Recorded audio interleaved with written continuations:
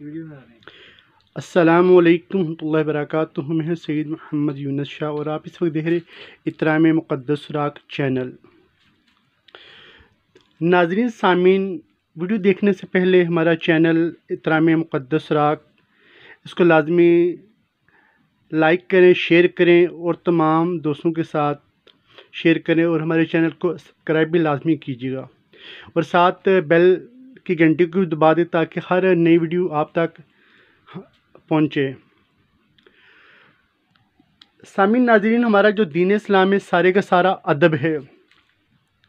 हमारे इमाम हज़रत इमाम अहमद बिन हम्बल रज़ियल्लाहु अन्हु, आपसे किसी ने पूछा हुजूर आपको इस कदर हदीस मुबारक कैसे याद है? आपको 12 लाख हदीस मुबारक याद थी। आपने कहा कि जब मैं छोटा था मेरे उस्ताद मोहतरम हज़रत सैयद इमाम शाफ़ी रहमतुल्लाह ताला ने मुझे अपना कुर्ता मुबारक दिया और कहा बेटा जाओ इसको धो के लेके आओ। जब मैंने कुर्ता मुबारक धोया, धोने के बाद जो कुर्ता मुबारक थी मैल थी। अब मैं इस फिक्र में पड़ गया कि मैल को कहाँ गिराऊँ ताकि बेअदबी ना हो। काफ़ी देर सोच विचार के बाद वो जो मैल मुबारक थी कुर्ते की मैंने पी ली। उस मैल मुबारक पीने की बरकत से मुझे 12 लाख हदीस मुबारक याद होगी। सामीन नाज़रीन, किस कदर उस्ताद मोहतरम के कुर्ते का अदब करने की बरकत से उनको 12 लाख हदीस मुबारक याद होगी। आज क्या हम कुरान का अदब करते हैं, हदीस मुबारक का अदब करते हैं, अल्लाह ताला के पाक और मुक़द्दस नामों का अदब करते हैं? नहीं। आज हम घर किस नीयत से लेते हैं? अपने रहने सहने के लिए। आज हम मोटरसाइकिल किस नीयत से लेते हैं? अपने इस्तेमाल के लिए। आज हम गाड़ी किस नीयत से लेते हैं? अपने इस्तेमाल के लिए। आज दुकान किस लिए लेते हैं? अपने इस्तेमाल के लिए। क्या कभी हमने घर लिए कि इसमें अल्लाह ताला के पाक नाम रखेंगे? क्या कभी मोटरसाइकिल ली इसमें हम अल्लाह ताला के पाक नाम उठाएंगे? क्या कभी हमने गाड़ी ख़रीदी है कि इस पे मुक़द्दस सुराग उठाएंगे? नहीं। आज हमारी आलीशान दुकानें होती हैं, रब रसूल के पाक और मुक़द्दस नाम बाहर मीटर में पड़े होते हैं। अगर बाहर बॉक्स भी होगा और ऐसा बॉक्स होगा जिसके अंदर आप दुकान की कोई चीज़ रखना गवारा नहीं करते, लेकिन उसके अंदर अल्लाह ताला के पाक और मुक़द्दस नाम हम लोग रख देते हैं। क्या यही अल्लाह ताला के पाक और मुक़द्दस नाम से हमारा मोहब्बत है? यही हमारी मोहब्बत है? यही हम अल्लाह ताला के पाक मुक़द्दस नाम से हमें प्यार? ये कैसा प्यार है? जहाँ पर हम लोग आज अपनी चप्पल रखना गवारा नहीं करते, जहाँ पर हम लोग मोटरसाइकिल का टायर रखना नहीं गवारा करते, लेकिन वहाँ पर रब रसूल के पाक और मुक़द्दस नाम इश्तिहारों के साथ वहाँ पर लगा देते हैं। ये लम्हा फ़िक्रिया है। आज जिस कदर हम लोग अल्लाह ताला के पाक और मुक़द्दस नाम की हम खुद बेअदबी कर रहे हैं, अगर यही गैर मुस्लिम काम करता तो हमारे दिल के ऊपर क्या बीतनी थी। मुझे कल फतेह जंग वहाँ पर मेरा जाना हुआ। वहाँ पर एक होटल में चाय पी और वहाँ पर एक बाबा जी थे, उन्होंने मुझे ये ला के दिए देखें और कहा कि इस्तग़फ़ार माज़ल्लाह मुझे कचरे के ढेर से मिला है, वहाँ से उठा के लेके आ रहा हूँ। मुसलमानों आंखें खोलें, मुसलमानों आंखें खोलें। कब खोलेंगे? जब दुनिया से पर्दा कर देंगे तब। आज देखिए किस कदर अल्लाह ताला के पाक और मुक़द्दस नाम की बेअदबी हम लोग खुद कर रहे हैं। ये लम्हा फ़िक्रिया है, ये लम्हा फ़िक्रिया है। जब तक आप खुद मुक़द्दस सुराग नहीं उठाएंगे तो आपके बच्चे कैसे उठाएंगे? आज हम आलीशान मसाजिद बनाते किस लिए? सिर्फ अपने लिए कि हमने वहाँ पर एक नमाज अदा करनी है, कुरान की खातर नहीं। काश अगर कुरान की खातर हो तो वहाँ पर कुरान का साथ कुरान महल भी हो। हमारे बहुत ही प्यारे दोस्त मोहम्मद मुनीब साहब यहाँ पर कुरान महल की ज़ियारत के लिए आए हैं, तो आइए आपकी इनसे मुलाकात कराता हूँ। अस्सलाम वालेकुम। वालेकुम अस्सलाम। मेरे तमाम नाज़रीन को एक तरफ से अस्सलाम वालेकुम। मैं आज आया था, सैयद यूनुस शाह साहब की तरफ आया था और मैं अच्छा लगा मुझे देख के कि इन्होंने ये अरेंजमेंट की है। कुरान शरीफ की जो आयतें हैं कुछ वो हैं और कुछ ऐसे मुक़द्दस औराक हैं जिनको हम लोग भी इग्नोर कर देते हैं। हम लोग उनको अक्सर ऐसा होता है कि हम लोग चलते हुए देखते हैं कि कोई कागज़ ऐसा पड़ा है या कोई भी ऐसी चीज़ पड़ी होती है। अक्सर प्रिंटेड चीज़ें होती हैं ऐसी जो जिन पे आयतें लिखी होती हैं, जैसे अखबार का एक फ्रंट पेज।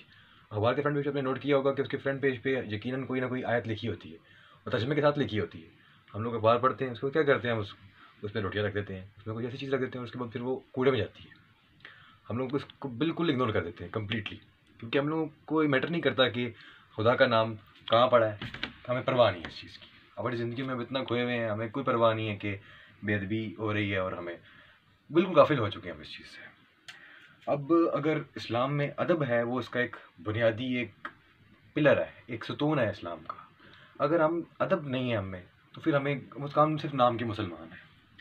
और अफसोस से कहना पड़ता है कि फिर हमारी इस नमाज़ों का और हमारी इस सब का कोई फ़ायदा नहीं है, क्योंकि हमें खुदा के कलाम का ही हमें अगर उसकी तमीज़ नहीं करते, हम उसका अदब नहीं करते, तो फिर इंसान में क्या रह जाता है।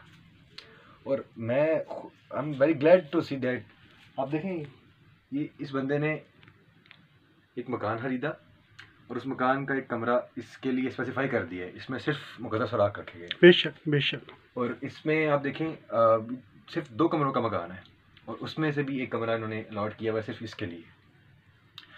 अब अगर हम अब ज़िंदगी को देखते हैं ना, तो हमारी ज़िंदगी में हम लोग सिर्फ क्या, हम लोगों ने एक वो थॉट बनाई हुई है कि एक थीम बनाई हुई है कि सिर्फ नमाज़ पढ़ी, रोज़ा रखे, अपना काम हो गया, बस इतना। इससे तो हमने सोचना ही कभी सोचा। जी जी। बेसिक चीज़ जो हमें लैक कर रही है, जिस पर कमी है हमें, वो है अदब। जब तक अदब नहीं है आपके अंदर, उस वक्त तक आपके अंदर ईमान ही नहीं आ सकता। तो मैं समझता हूँ कि हम जिस तरह गफलत में जा रहे हैं, मैं आपको दिखाता हूँ एक चीज़, एक सेकेंड। ये देखें, ये कमर्शियल यूज़ के लिए कैलेंडर बनाया गया है। और कैलेंडर देखिए, रमज़ान मुबारक का कैलेंडर है ये कैलेंडर नाली में पड़ा था, बाहर कूड़े में पड़ा हुआ था ये। और इस कैलेंडर के ऊपर देखिए खाना कबा की तस्वीर बनी है। ये देखें ऊपर आयत, कुरान पाक की आयत है। जी जी। और इस तरह की ये देखें, ये आपको बहुत सी चीज़ें मिल जाएंगी यहाँ पे। ये भी कैलेंडर है, ये भी कैलेंडर, ये किसी ऑटो शॉप की कैलेंडर है और उन्हें कोई परवाह नहीं है। कैलेंडर लगाया दुकान में, उसके बाद गिरा, कूड़े में फेंक दिया, कोई परवाह नहीं की। ये देखें सूरत लिखी है। इसके अलावा ये देखें आप, ये भी आयतें लिखी हैं कुरान पाक की। ये सूरह रहमान की आयत लिखी हुई है, कभी अजी अला रब्बिकुम तुकज़्ज़िबान। ये भी कैलेंडर है, ये भी कैलेंडर, ये तमाम कैलेंडर हैं। और इन पे सब पे ये देखें,